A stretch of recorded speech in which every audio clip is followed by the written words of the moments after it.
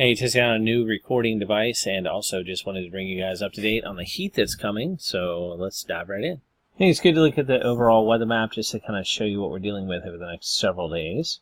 First of all, what we have here is the remnants of Barry. Barry is still producing widespread heavy rains. It also is kicking up moisture here in the south and west of the mountains, and you'll see that in some of the precip outlooks that we have. Currently have this high pressure system that was responsible for bringing some less humidity in parts of the areas of the mid-Atlantic.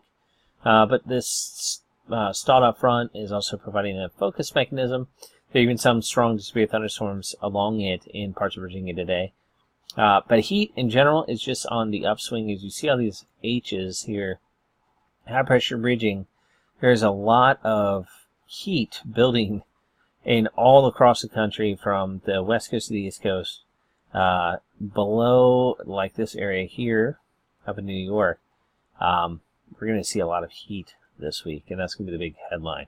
So we go ahead into tomorrow, we see that Barry is kind of coming up here as a remnant low.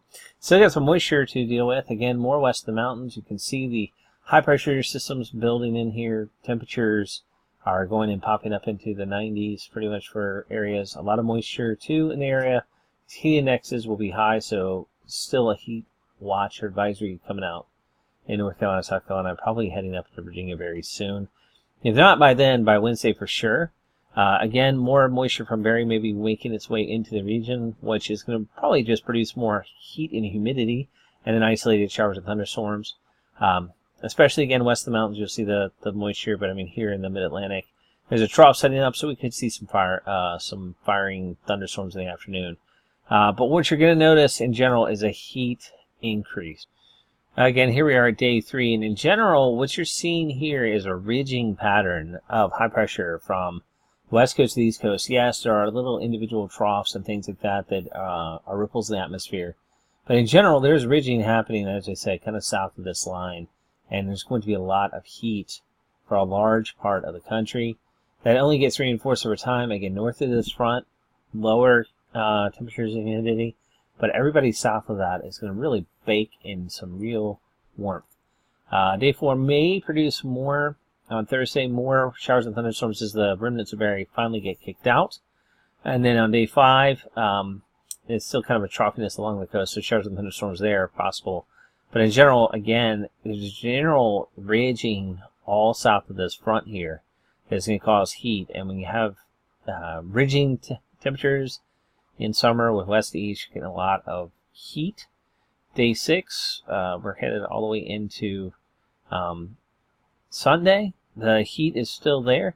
Now this front here to the north and this other front could be our long-term relief of some heat and humidity in the longer term.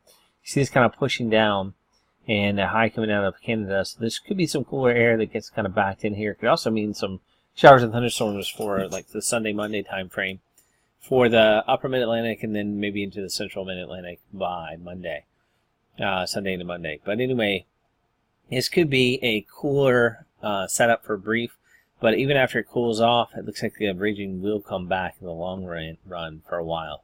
And to give you an idea of the rains that are coming over the next 24 hours, not a whole lot here in the east. I mean, there are thunderstorms that could produce more, but you're seeing spottiness in nature. That's because that's typical when it comes to summertime thunderstorms.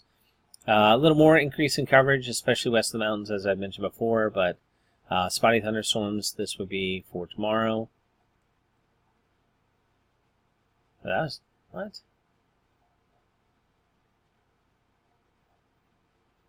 Day 2, and then as we go into the day 3, about for Thursday, again, some more showers and thunderstorms are possible, and then more showers and thunderstorms to the northeast as Barry's remnants finally move off the east coast. And then as we get into the 4 and 5 day period, you're seeing this dryness set up, and actually in the overall pattern, though we are seeing moisture down here in the southeast, so that's good. With that front coming down, that's good. But in general, it's not a very, very wet pattern. Through the next 7 days, you can see east of the mountains, much more spotty because of showers and thunderstorms. So those that get rain will have good, but otherwise we're talking about really only a quarter to a half an inch in many spots. In some places, they get the douse into thunderstorms a little bit more. Now, the bigger story, as I mentioned, in the long run will be the heat. So this is centered for Thursday. You can see heat index index values are maxing out in the 100 to 110 range here down the Richmond area up into D.C. along the East Coast. So we can imagine there'll be some heat advisories up in here, potentially even in some of these lighter areas, excessive heat warnings. So this is into Friday. You're seeing even an increase more of these more excessive areas. I especially expect that there would be excessive heat warnings in the I-95 corridor along the cities, which will get even hotter. And then Saturday, if we go ahead one more, definitely even a bigger expansion of the really hot weather. Now it's just widespread. We're seeing 110 to 115, and even some places here along the coast where the humidity is really high, maybe up to 115 degrees it's high. This should be the height of the heat on this stretch. So Saturday will probably be really, really hot. And then Sunday, well, we're seeing a little bit of a decrease in what we see for heat-wise here. But in the long term, next week, we do see a bubbling back of the heat. You can see it all here in the southeast. Under the ridge, as I was mentioning before, even though we had little troughs here and there, a lot of heat. And that will be the big weather story for the next week to week and a half. And then beyond that, it depends on whether or not a backdoor cold front comes down here from the northeast and brings in cooler air.